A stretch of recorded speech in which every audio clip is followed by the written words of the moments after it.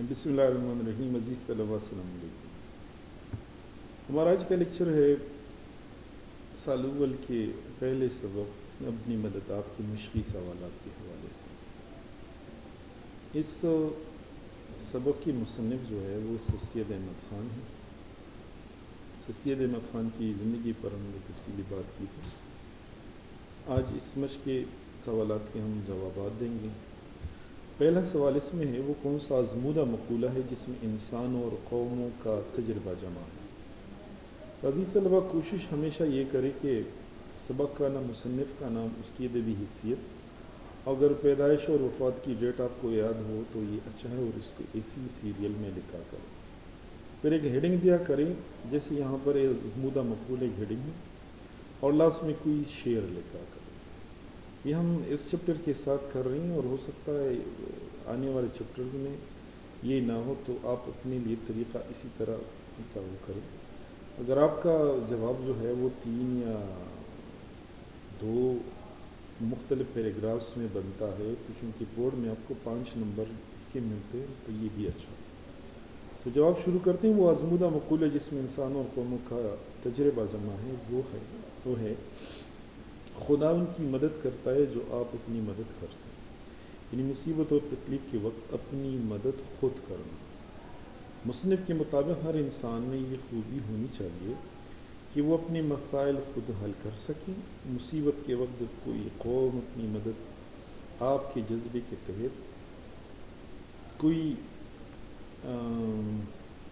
تحت مصیبت سے نبرد آزما ہوتی تو وہ قوم دوسری اقوام کی نظروں میں باوقار بن جاتی ہے، اور ایسے موقع پر جب کوئی قوم اپنی مدد کم اور دوسروں پر بھروسہ زیادہ کرتی تو وہ قوم دوسری اقوام کی نظروں میں ذلیل و خوار اور بھی توقیر ہو جاتی ہے۔ اپنی مدد آپ کا جذبہ ہی قوموں کو عروج دیتا ہے۔ شعری مثال: کون کہتا ہے کہ ہر کام نہیں ہو سکتا، کرے محنت کوئی ناکام نہیں ہو سکتا۔ دوسرا سوال ہے، سر سید کے خیال میں کون سی قوم ذلیل و بے عزت ہو جاتی ہے؟ تو اس کے ساتھ بھی مصنف سبق وغیرہ آپ لوگوں نے لکھنا ہے۔ ذلیل و بے عزت قوم، یہ ہیڈنگ ہو گئی اس کی۔ سر سید کے خیال میں وہ قوم ذلیل و بے عزت ہو جاتی ہے جو اپنی مدد آپ نہیں کرتی، یعنی جس میں اپنے مسائل حل کرنے کا جذبہ نہیں ہوتا، جو اپنے مسائل دوسروں کے ذریعے حل کرنے کی متمنی ہوتی ہے، ایسی قوم دوسرے قوم کی نظروں میں ذلیل و بے عزت ہو جاتی ہے۔ مصنف کے مطابق ہر انسان اور ہر قوم میں اپنی مدد کا جذبہ ہونا چاہیے۔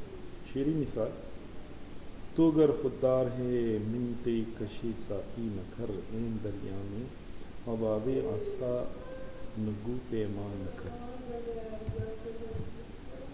نیچر کا قاعدہ کیا ہے؟ تو نیچر کا قاعدہ یہ ہے، مصنف کے مطابق یہ نیچر کا قاعدہ ہے کہ جیسا مجموعہ قوم کی چال چلن کا ہوتا ہے، یقیناً اسی کے موافق اس کے قانون اور اسی کی مناسب حال گورنمنٹ ہوتی ہے۔ عمدہ رعایا پر عمدہ حکومت ہوتی ہے، اور جاہل و خراب رعایا پر ویسی ہی عقل حکومت کرنی پڑتی ہے۔ جیسا منہ ویسا تپڑ، جیسی روح ویسی فرشتے، یہ نیچر کا قاعدہ ہے۔ قدرت ہمیشہ نہیں کی اقوام کا ساتھ دیتی ہے۔ وہ کون سا خدا ہے جو وہ ہو نہیں سکتا، محنت کرے انسان تو کیا ہو نہیں سکتا۔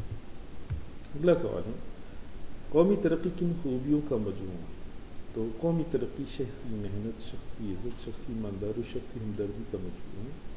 جب کسی قوم کا ہر فرد محنتی، دوسروں کا عزت کرنے والا، ایماندار اور ہر ایک کا ہمدرد بن جاتا ہے تو وہ قوم ترقی کی راہ پر گامزن ہو جاتی ہے۔ قومی ترقی کے لیے ضروری ہے کہ قوم کا ہر شخص مندرجہ بالا صفات کا حامل ہو، یعنی اس میں یہ صفتیں موجود ہیں۔ قومی تنزلی کن برائیوں کا مجموعہ ہے؟ تو قومی تنزلی شخصی سستی، شخصی بے عزتی، شخصی بے ایمانی، شخصی خود غرضی اور شخصی برائیوں کا مجموعہ ہے۔ جب کسی قوم کی اکثریت سست اور کاہل بن جاتی ہے، دوسروں کی عزت کرنا چھوڑ جاتی ہے، زندگی کے مختلف شعبوں میں بے ایمانی کرنا شروع کر دیتی ہے، خود غرضی اور برائیوں کے راستوں پر نکل جاتی ہے، تو وہ قوم ذلیل و خوار ہو جاتی ہے، دنیا میں اپنا مقام کھو دیتی ہے۔ نامی کوئی بغیر مشقت نہیں ہوا، 100 بار جب عقیق کٹا تب ندیم ہوا۔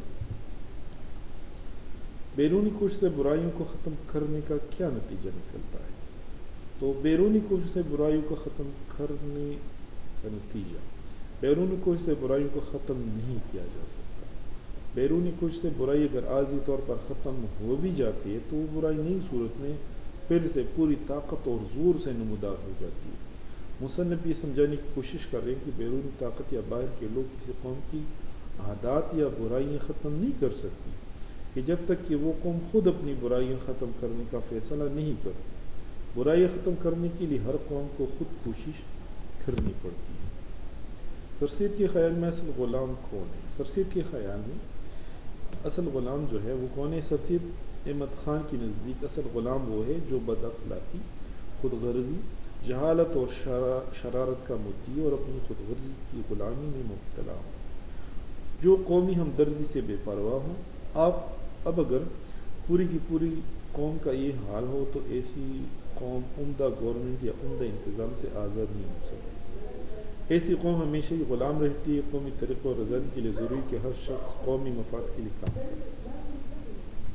دنیا کی معزز قوموں نے کس خوبی کی وجہ سے عزت پائی؟ دنیا کی معزز قوموں نے جو عزت کمائی ہے، انہیں جو ترقی ملی ہے، وہ اپنی مدد آپ کی وجہ سے ہے. تمام ترقی یافتہ ممالک نے اپنے مسائل کا حل خود نکالا، اپنی خوبیوں کو نکارا. بحیثیت مجموعی قوم، پوری قوم نے اپنے وسائل سے اپنے مسائل حل کیے. دنیا میں عزت پانے یا ترقی حاصل کرنے کے لیے نہایت ہی ضروری ہے کہ ہر قوم اور ہر شخص اپنی مدد خود کرے. ولیم ڈریگن کے اصول کا مفہوم. آئرلینڈ کی دارالحکومت ڈبلن کی نمائشگاہ میں ولیم ڈریگن نے فرمایا تھا کہ ہماری محنت، ہماری آزادی ہمارے اوپر منحصر ہے. میں یقین دلاتا ہوں کہ اگر ہم محنت کرتے رہے، اپنی قوت کو صحیح طور پر استعمال کرتے رہے تو اس سے زیادہ ہم کو کوئی موقع یا آئندہ کی قومی توقع اپنی بہتری کے لیے نہیں ہے. استقلال اور محنت کامیابی کا بڑا ذریعہ ہے. اگر ہم ایک دلی ولولے اور محنت سے کام کی جائیں تو مجھے پورا یقین ہے کہ تھوڑے زمانے میں ہماری حالت بھی ایک عمدہ قوم کی مانند ہو جائے گی. کون سی خوبی آدمی کو معزز اور قابل ادب بناتی؟ تو علم کی بنسبت عمل اور سوانح عمری کی بنسبت عمدہ چال چلن آدمی کو معزز اور قابل ادب بناتی ہے. یعنی جب آدمی کے پاس علم ہو لیکن اس آدمی میں عمل نہ ہو تو ایسا علم کس کام؟ علم کے ساتھ عمل ضروری ہے. اس طرح اگر کسی کے آباء و اجداد بہت ہی نیک، قابل اور ذہین گزرے ہوں اور وہ آدمی خود نالائق، ناہنجار اور بد اخلاق ہو تو اس کے باپ دادا کے نیک ہونے کا اس یا معاشرے کو کیا فائدہ؟ مصنف یہ بتانے کی کوشش کر رہے کہ ہر انسان کو خود اچھا، نیک اور اخلاق والا بننا چاہیے. شعری مثال ہے: بے عمل دل ہو تو جذبات سے کیا ہوتا ہے، درد بنجر ہو تو برسات سے کیا ہوتا ہے عمل لازم تکمیل تمنا کے لیے، ورنہ رنگین خیالات سے کیا ہوتا ہے. بہت شکریہ جی.